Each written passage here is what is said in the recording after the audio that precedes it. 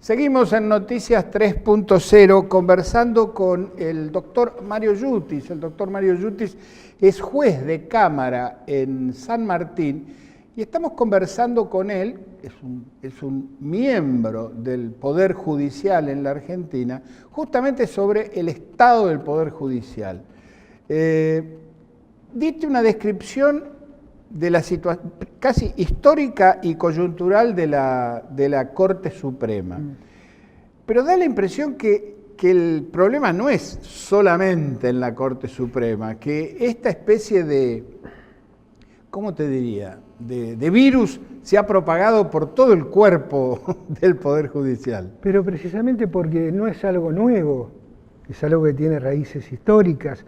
Pensar que el problema del Poder Judicial actual es Comodoro Pi, es minimizarlo. Claro. Es la punta del iceberg esto. Claro.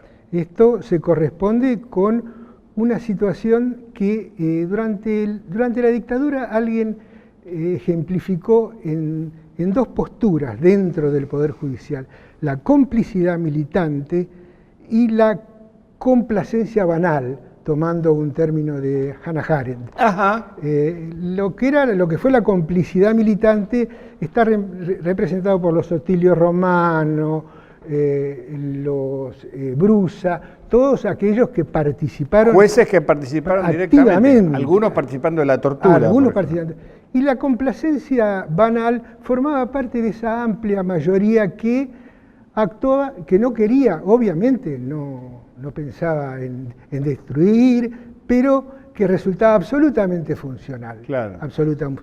Yo creo que de alguna manera ese esquema en parte se mantiene. Hay una minoría, es minoría, pero es una minoría intensa, elitista, gorila, reaccionaria y con mucho poder, claro, representado por algunas asociaciones que todos conocemos, por supuesto, ajá. Con concreta influencia en el Consejo de la Magistratura. En el Consejo de la Magistratura, claro, ¿no? Después los grandes estudios vinculados a las empresas transnacionales especialmente, nucleados muchos en el Colegio de Abogados de la calle Montevideo. Claro, claro. Está la academia. La Academia de Derecho. La academia en su conjunto. En todo sentido, claro, la universidad. La universidad. Hay un entramado. La revista de la Jurisprudencia Argentina, claro, todo. Hay un entramado que no es nuevo, por el cual se produce un proceso de cooptación. Porque no son todos los que tiran para ese lado, no son grandes abogados, grandes estudios. Sí. No, hay un sector cooptado, claro. Hay un sector cooptado, pero que está cooptado precisamente por lo que representa ese mecanismo de la academia, figurar en la academia, claro, formar parte del club, claro, que especialmente en la Facultad de Figueroa Alcorta es donde más se nota. Claro. Entonces eso va formando un cuerpo que tiene un peso político e ideológico una muy corporación, importante, ¿no? En lo que se llama, en términos políticos, es una corporación que, digamos, dicta norma. Es decir, cuando es muy difícil, va a ser muy difícil, o es muy difícil en este momento, otra característica, otra composición en ese universo medio, que no es la minoría intensa, pero que es un sector sí mayoritario, que va para un lado o para claro, otro, que tiene lo que Perón decía, la consistencia de la bosta de palomas. Claro, sí, entiendo. Y además que tiene que trabajar, vive de eso, no está para cuestionarlo, digamos. Pero muy dispuesto, por supuesto, a absorber exacto, lo que viene de esos grandes. Ahora, lo que yo veo como novedoso, por lo menos para mí, que no formo parte de ese mundo, no recorro tribunales diariamente, lo que veo novedoso es esta interpenetración entre jueces, fiscales y espías, o sea, servicios de inteligencia del Estado que estarían destinados a estarían destinados a estudiar, analizar e investigar las amenazas que puede haber sobre la Argentina, su seguridad, su integridad territorial, etcétera, y en realidad se dedican a husmear y a extorsionar. Y es que esto también tiene que ver con una actitud de la política. Más de un político, no más de uno, unos cuantos, les interesó siempre tener ese amigo en los servicios que le pasaba data. En general era una forma de tráfico de pescado podrido por parte del agente, que era mucho más piola que el político, que lo consumía. Entonces le pasaba la data sobre su adversario político, si estaba en tal hotel o tal otro, si salía. Y el tipo pensaba que manejaba información. Que manejaba información. Claro. Esto sirvió para que esto adquiriera una potencialidad muy grande. Es decir, todos se servían, a todos le interesaba. Y evidentemente cuando se le quiso poner un freno, que lo intentó con vehemencia, con fuerza a Cristina, bueno, eso está muy avanzado, es un problema muy serio. Y por otra parte... Pero ahora están metidos fiscales y jueces de una manera explícita y pública. Es una connivencia, una mezcolanza. Una mezcolanza. Es una mezcolanza. Sí, porque en última instancia el policía o el servicio de inteligencia estatal serían, dentro de un esquema normal, institucionalmente, auxiliares de la justicia. Claro. Entonces, para un fin determinado, uno puede recurrir a sus servicios. Claro, como a la policía, claro, exactamente. Por eso, con buen criterio, se dispuso en su momento colocar la famosa OJ, que es el ámbito donde funcionan las escuchas, bajo la égida del Ministerio Público Fiscal, claro, que es el que tiene que investigar. Claro. Es decir, era dentro de un marco judiciable, legal, legítimo. Exactamente. Lo primero que hizo el gobierno actual fue sacárselo al Ministerio Público y pasarlo a un ámbito dependiente en principio de la Corte, pero del cual las filtraciones parece que fueron bastante importantes. Muy importante. Muy importante. Y dependiente, y por otra parte, se termina cayendo en que los responsables no manejan nada, porque yo no me imagino a ningún juez camarista cortesano manejando la cuestión. Entonces se delega en el servicio. En el propio servicio. Y el propio servicio termina controlándose a sí mismo. Claro, Una pregunta de orden técnico, Mario Yutis. ¿Qué consecuencias tiene tendrá la declaración en rebeldía del fiscal Stornelli? Hay una cuestión que fue debatida sobre la posibilidad de que se disponga el arresto. Yo coincido con los que piensan que no sería posible. No sería posible, y por otra parte podría derivar en un pedido de juicio político para el doctor Ramos Padilla, claro, atento a que el arresto, el traslado forzado que sería, implica alguna forma de arresto, iría contra la inmunidad. Hacerle hacer a alguien algo que no quiere hacer.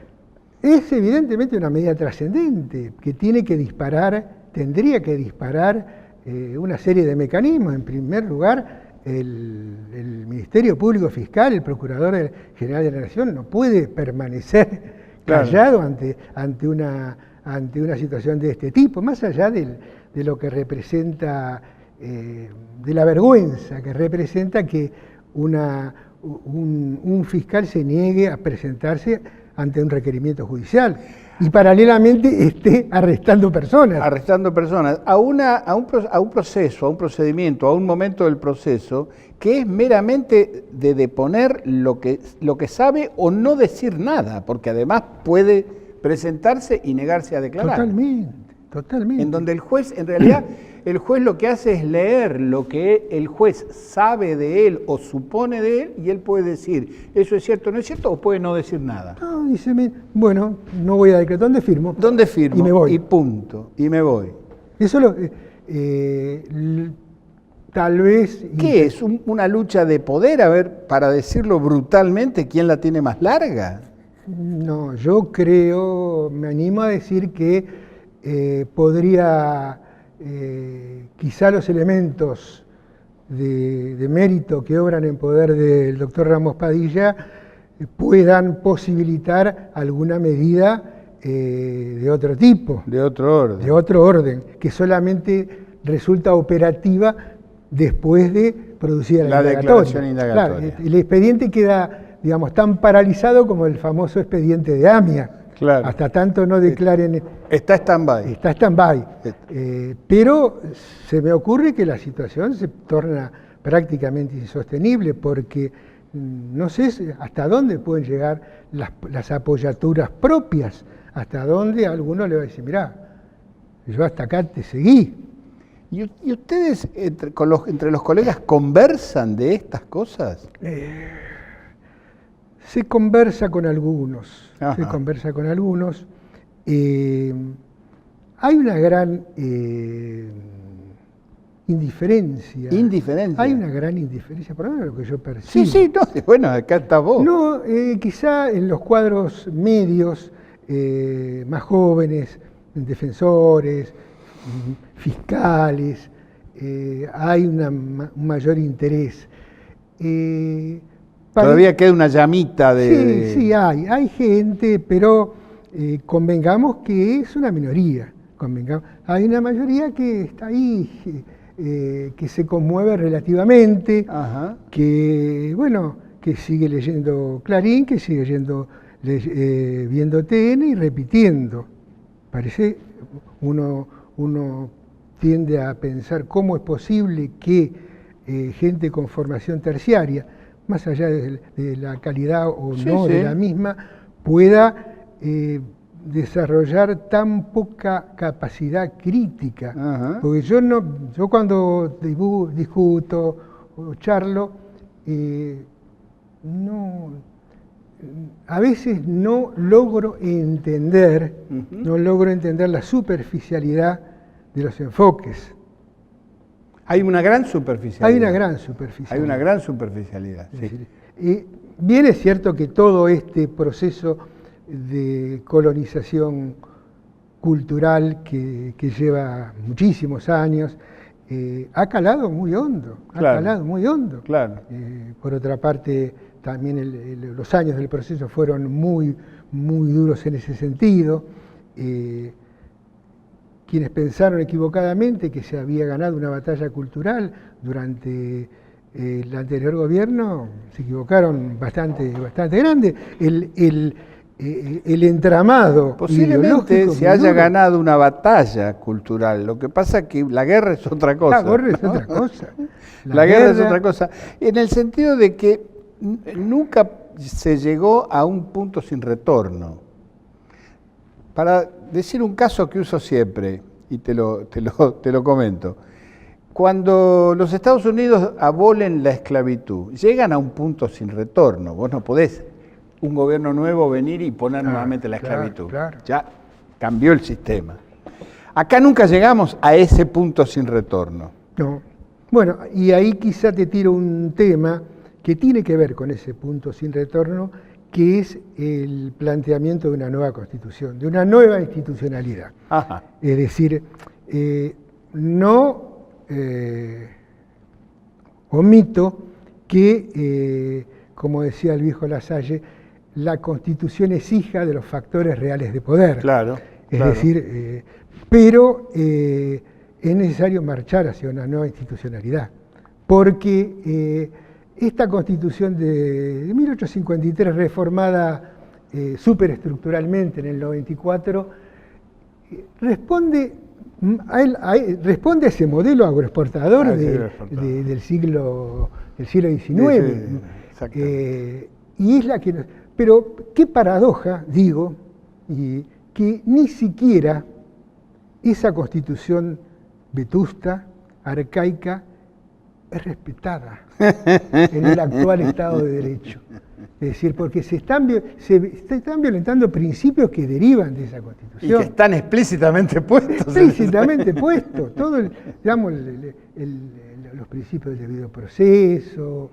En materia penal no Perdón, hay... la presunción de inocencia. La presunción de inocencia. Que es lo primero que te enseñan en derecho penal. Pero ¿cómo vos... ¿Qué decías años antes? No digamos cuánto, porque no nos conviene. Si una profesora llamada Patricia Bullrich alegaba sobre que hay una presunción de legitimidad cuando obra un funcionario policial. Claro, es una aberración. Es una aberración. Es una aberración jurídica. Es una aberración. Pero digamos, las aberraciones jurídicas, los desaguisados de Patricia Bullrich, que son de alguna manera repetidos por el presidente, sí. Se corresponden a una idea de que el poder hay que mantenerlo de cualquier forma. Sí, y se justifica a sí mismo, exactamente. Se justifica a sí mismo. Se nos acabó el tiempo. Ha sido un Mario, gusto. muchísimas gracias por tu visita. Por ahí volvemos a tocar el tema, porque seguramente el tema judicial va a continuar por un tiempo, ¿no?